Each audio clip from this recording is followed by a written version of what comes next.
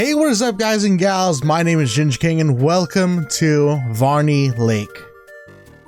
This is a visual novel, choose your own adventure, vampire horror game that I've had my eye on for a little bit now. I wanted to play the first edition of this game, which is called, I believe over here, let's find it, Mothman 1966. It's like a series of games that have been released.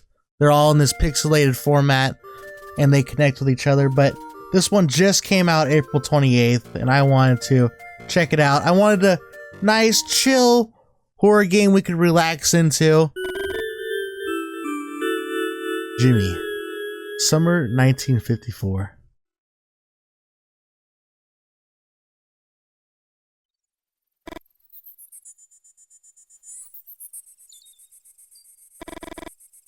Truth or dare? The question takes you by surprise. I don't know why you ask him. He always makes the same choice. Truth. I'm not doing no fucking dare. Truth. Sometimes you can't stand Doug. You know you only chose truth because of the way he provoked you. You look at Christine to try to smile. Christine bites her lip. I don't know if I'm comfortable with this. We're all teenagers here, and last summer, is it true that Maggie wrote you a love letter just before she left? Is that the question? Yes, it's true. Although you're relieved, you don't know what else to add. You look at Doug and notice his expression. Is he still in love with Maggie? She's going back to her family this summer. Are you going to say anything to her? That's another question, isn't it? Wow, is Christine jealous? Fucking bitch! You walk a while in silence.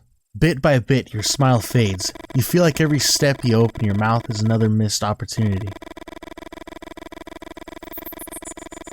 You know that when you go to sleep and run...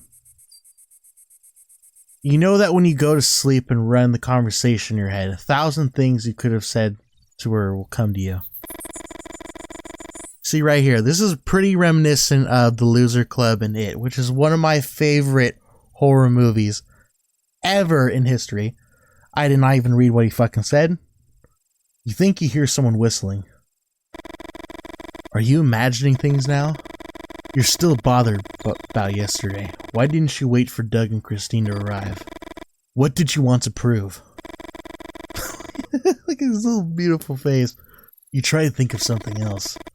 Like your mom says, what's done is done. That's my mom. That's my impression I do of my mom. She fucking hates it. You clear your throat. Dear listeners. Yeah, fuck yeah. We formally kick off a new summer in Varney Lake. Doug claps his hands and Christine wolf whistles. What the fuck is a wolf whistle? I'm not doing a wolf whistle. Christine is a year and 10 months older. Christine is looking mighty yellow. Like, I know we're all yellow here, but it's a little bit shade towards The Simpsons than I would like. But when you do a radio host voice, you don't feel the age gap as much. She's Doug's cousin, and this is the 4th summer you've spent together. You're practically married at this point. She lives with just her mom. Her dad died in the Korean War. Oh god. I forgot this was 1954. Doug is a few months younger than you. He's still 12, but turns 13 in a few weeks. He's practically an alpha male beta cuck at this point. He never knew about his father. His mother is Christine's aunt. Yeah, that makes sense. As his cousin, didn't have to explain that, Doug. Christine, Doug, and you are all only children. And what had started as a joke ended up formalizing into the idea of a club. Like I said, the fucking Loser Club! So you make yourselves comfortable. You pause and point to Doug and Christine. The all-new adventures of the Only Child Club are about to begin.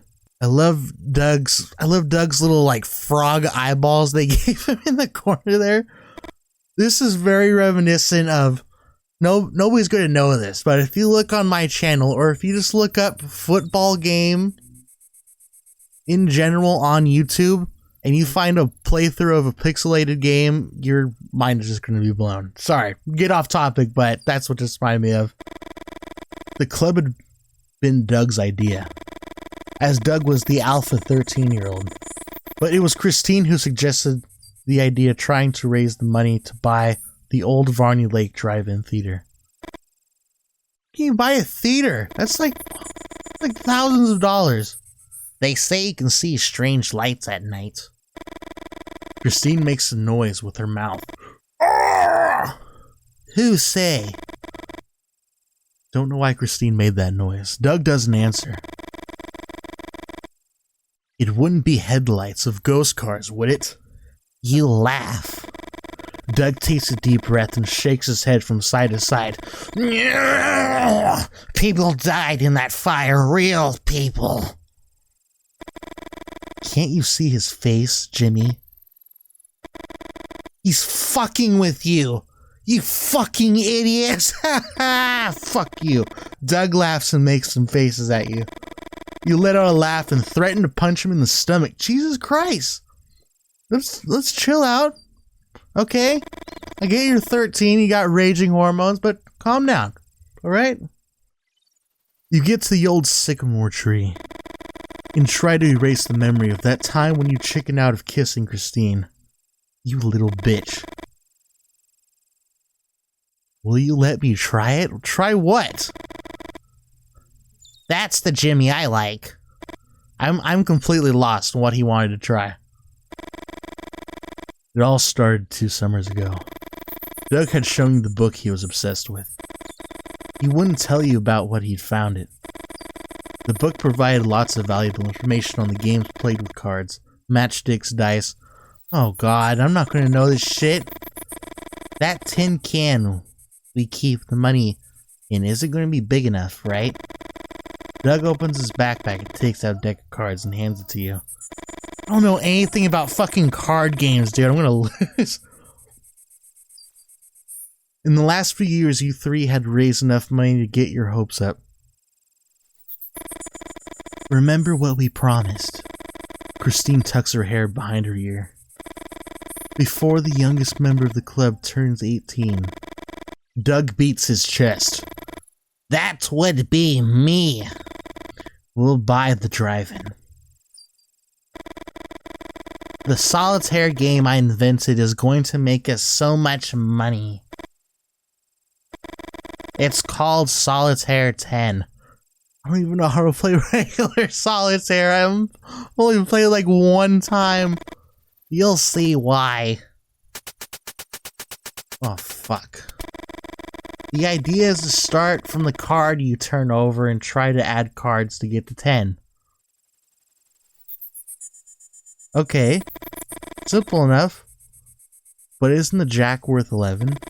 Yes, the jack is worth 11, the queen 12, and the king 13. So, Doug pauses before revealing the creation. Depending on the color of the card you turn over, cards you choose from the board will either add or subtract to that total. Try as you might, you will find it hard to follow Doug's instructions. Doug seems to realize this and signals you to wait. If the first card is red, red cards will add to the total. If the cards are black, they will subtract. Okay. Okay, Jack's 11, Queen's 12. What was... Kings are 13? And if it's black, black cards will be the ones that add, and the red cards will be the ones that subtract. Okay, I got it. Got it! And what happens if you can't reach 10? You turn over a new card and continue with that one. Christine remains silent. She seems about to say something, but in the end she doesn't. And get this. Doug can't hide his excitement. If you reach 10 using all 10 cards available, you shout Super 10 and win outright. Doug taps you on the shoulder. Fuck you, Doug, this game sucks. You make a Super 10 and I give you a dare. Wait, what? What is a dare? What are you... This is not gonna get money. Fuck, Doug. Well, just get started. Fuck you, Doug. If you run a card to turn over and can't make 10, we count the cards in the pot and that's your final score. Okay? So I got 3. You're... Oh, fuck this game. Stop playing. You can't focus on the game. Is it any good?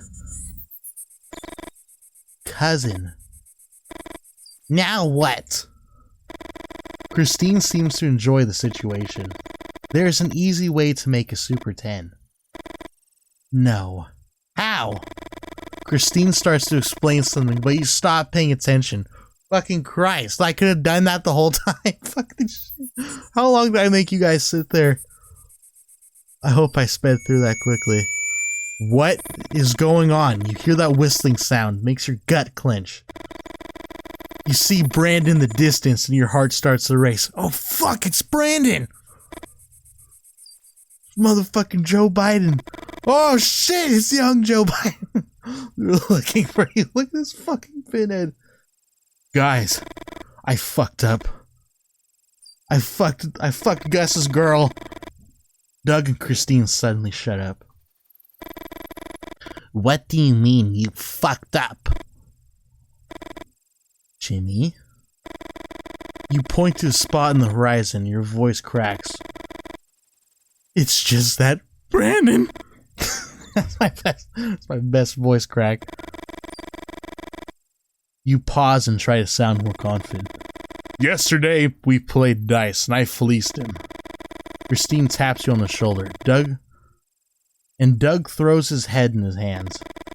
Fucking hell. They're going to kill us. Shh, come on, come over here. And get down. Christine is almost 2 years older than you. But there are times you feel even younger next to her. What happened? You walk non-stop for more than half an hour. If Brandon doesn't kill us, the heat will. You look at Doug. The cream he uses is invisible. But it's got a strong smell. You've gotten used to it, but it still hits your nostrils from time to time. Is it true what his mother says? It's his mother's homemade cream? That Doug is the only boy you know who's allergic to the sun? I can't believe you didn't wait for us yesterday. Try to explain. Brandon wanted a rematch. I didn't think he'd figure out Doug's trick. You thought. That's your problem. You think too much. You fucking idiot. You keep quiet and look straight ahead. You can't bring yourself to hold Christine's gaze. Sorry to interrupt you, but we've reached the river.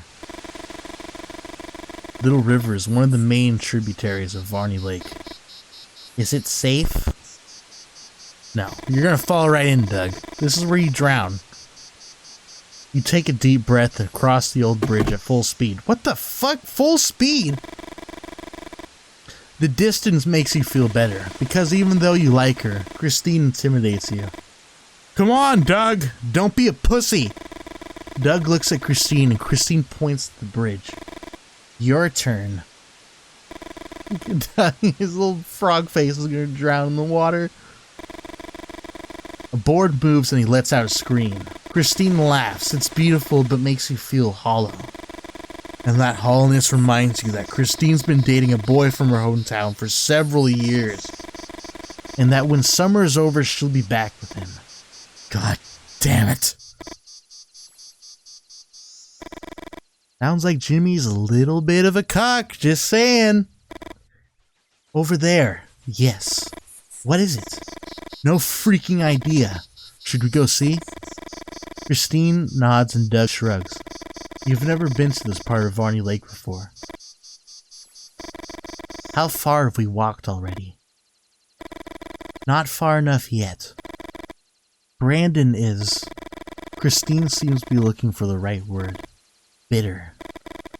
A son of a bitch, you think.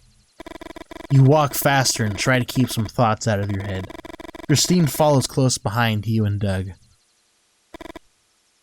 Oh shit, a barn. Wow.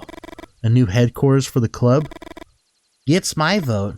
Yeah, just a random barn. We'll just claim it ourselves. Yeah, I'm sure the owners won't give a fuck at all. Is it abandoned? It's fucking close. Dude, I love Doug. I hate him and love him at the same time. Let's go and see. He all runs to the entrance at the mill with surprising energy. Although the door is open, the stench of confinement is intense. Ugh, it's so confined. There's a guy in there. Oh, fuck me. Yeah, I know who this guy is. The sun. For a few seconds, no one says anything. Doug seems to remember something and starts going through his backpack. My mom brought this allergy cream for me. The sun. Something about the man's desperation moves you. You feel so moved by his creepy, yellow, glowing eyeball gaze. You grab Doug's hand and shake your head. You think of your grandfather. The day he died, you had read him a letter from your grandmother. When you finished, you thought he had fallen asleep and you got carefully walked out the door. But he was not asleep. Whispering? What does this have to do with anything? He asked you to close all the curtains. It was 3 o'clock in the afternoon. Half an hour later, you found him dead in his bed. And you could swear he was smiling. Grandpa wanted to be dead. He doesn't seem to need any cream, Doug. I've got what he needs. Zip. He just wants a little darkness. How could you possibly know that, Jimmy? This is not your grandfather. The sun is coming through 2 different windows. One high up full of broken glass. Search through the rubble. Grab blanket. You lift the blanket and shake it a little. Move old pillow. Lean it against high window. Lean it against window broken glass. You leave the blanket on the floor. You ask Doug and Christine for help and you lift the old pillow. Watch out for the glass. You move it close to the window and gently rest it on to block the light from coming outside. Excellent. Here's to the rubble. Grab long reed. What is a reed? In the corner of the mill you find some long reeds. You grab one. Grab blanket. And shake it a little. Cover windows. Use reed and blanket with high window. I'm so uncomfortable right now. I'm about to get fucking jump scared. I can just feel it in my soul. Something occurs to you. It's the same technique your mom used to remove cobwebs from high ceilings. Only she uses a broom and old rag. You put the blanket over the reed and lean it against the wall. You try to block the light coming in through the window without success. You need another reed to stretch the blanket to cover more surface area. God damn, well, why didn't he just grab the whole bunch? There. Use second reed. You lean the second reed against the wall and tuck it under the blanket. Moving 2 reeds carefully, you stretch the blanket and block all the light coming in through the high window. Oh! Don't. Whatever's in there, don't give him it. Doug's canteen bounces off the walls and lands on the rubble with a thud. You're not even sure you saw the old man lashing out. And you wonder if your brain isn't filling the blanks. He used his old man speed to get away that cursed water. Ah! Get that fucking water away from me, stupid boy! I want your blood! You help the old man up. Who is he? And why is he dressed like that? Ugh. You turn your head towards the door. Oh no, no. The old man raises his hand, his gaze filled upon the animal. No. No, don't you do it, old man. Oh, it's about to get fucked up, bro. Oh, God. Don't do it. None of your None of you move a muscle. You think of Brandon laughing about how he and his brothers used to kill rabbits. You have to point the flashlight at them. They freeze like idiots. You approach slowly and a good hit does the rest. I've never heard of that ever in my life. But what was followed was no hit at all.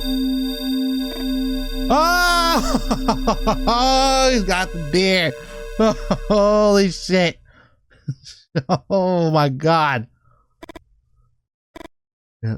Look at Doug saying, look at Jimmy's face up there in the corner. He's so sad. Oh fuck. Doug, I'm sorry man, we're gonna have to leave you behind. You're the slowest one. The body of the deer lays limp at the feet of the vampire. The body of the deer lay limp at the feet of the vampire. It's noon. And the same sun you blocked from the old mill shines with all the intensity over Varney Lake. Yeah, sounds like you guys fucked up hardcore. Oh. Lou! Autumn 1981? Okay, so this might be a guy from the first game, Mothman 1966. If this series does well enough, then I will play that game, but for now we're gonna stick with this one. Just wanted to point that out. I can only imagine the fear you must have felt.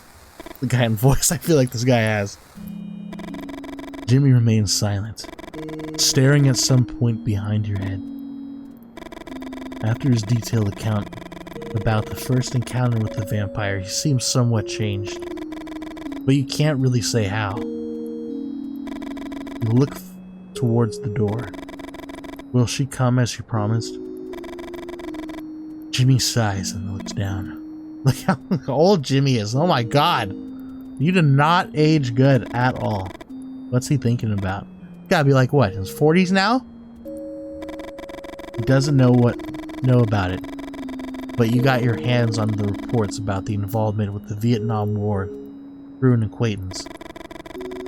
Would you include any of that in your new book? It'd be pretty dumb to ask if he was afraid. Of course he was fucking afraid. Why would he not be afraid? Let's change the subject. Do you like the rain? You look out the window. You think of people running around looking for shelter. I was always afraid of the rain. Some images come to your mind. Images of cars floating, people walking through water almost waist high. But it wasn't your childhood that you had come to talk about today. Another coffee? Jimmy shakes his head, and you don't insist. Fuck me. Who's this mysterious stranger in the background? I don't feel comfortable with that eyeball. That don't look normal. Something not right. Can I click on that guy? Nope, I can't click on him. Something's not right. That's a fucking murderer right there. Calling it. You think of the editor, of the words he said to you last time you met. Your career wouldn't survive another failure. Jimmy settles back in his chair. You want to know what I'm afraid of, Lou? I'm afraid of this creepy fuck that's behind me. Dude, look at his face. My god, what is he doing? Did you ever forget a name? The director of a movie? Or the author of a book? When something like that happens to you, the mind becomes obsessed. It goes into a loop, trying to remember the name, even when you don't care anymore. The answer can appear at any moment. While you're watching TV, while you're washing the dishes. That's stubbornness. The freedom of your mind to work behind the scenes, as if it were an independent entity. What's the limit, Lou? Does it have an end? Does it? You remain silent, feeling how distant between you and Jimmy grows with each passing second. For you, these questions were never rhetorical, and you know there are not many people prepared to listen to the answers. Oh shit, there she is! There it is. After talking on the phone, you had your doubts. But in the end, she came. You had chosen this table so that Jimmy was sitting with his back to the door. You needed the surprise effect. Jimmy? Oh! Christine. Gee willikers. Time seems to stand still. Neither of them moves. How long has it been?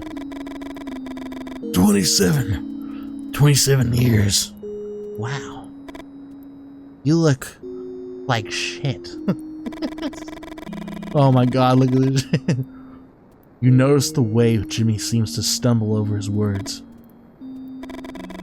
You know that love is nothing more than an additive trick to perpetuate the species. Am I a fucking alien? Why do I talk like this? But as with any other magic trick, knowing there's a trick is not enough to escape its effects. Come, let's sit at the table. Jimmy, I can't believe it. Jimmy smiles, and you look away. There's something about that gesture that makes you uncomfortable. I hate it. I wish Jimmy would die, as if the muscles in his face have forgotten what the smile looks like. I'm a little late, I'm sorry. Don't worry about it. We just started. You can tell Christine. You tell Christine what you were talking about with Jimmy. And that day in the summer of 1954, when you had met the vampire. Did you tell him about Doug? My cousin. Jimmy nods and starts drumming his fingers on the table. Such a random thing to do, but sure, I'll do it. You like that? You like that effect right there? Why would you do that, Jimmy? Best friend's dead. Why is he drumming his fingers on the table? Although you assume it's a nervous gesture, Jimmy's fingers seem to be asking something of Christine. That summer was amazing.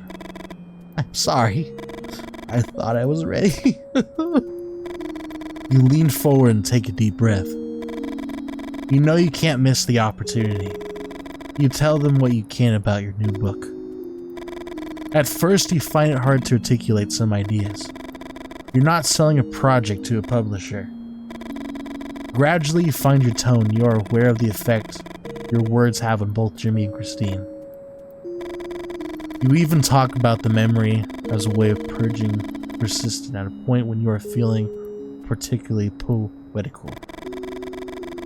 But you know that memory can be that, and much more. You don't feel comfortable. Why are you doing all of this? Why are your editors think... Is what your editor thinks really so important? Your readers? Anyway, you had to manage to spur a change. You had managed to spur a change. Whoops. And Christine seems to be determined to talk. You have to understand that we were kids. Kids. You find it interesting that Christine uses the same argument as Jimmy. That summer was just the beginning. Wow, I've missed that feeling. The days seem to go on forever, and we could do anything. Yeah, the creeper's still back there. Don't trust him.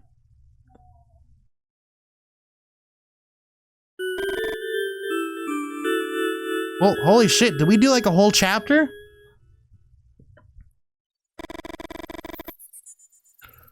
Alright, I am out of time for this episode. I am loving this game and the vibe that it is giving off so far. It is a pretty unique visual novel in terms of the art style, and I'm just loving the story, bits and pieces. It reminds me a lot of It and the Loser Club, and a little Stranger Things vibe, not really though, but You know what I mean. I really love this series, and I hope you guys are enjoying it too. If you watched it this far, or if you just enjoyed it all, please leave a like down below. Comment if you'd like to see me play Mothman 1966 or any other games like to see me play. Leave a comment down below. And remember to subscribe so you don't miss out any future uploads. And I will see you all in the next video. Farewell. There we go. Thank you. No. There you are. I was so worried about you. What's wrong with you? Stop!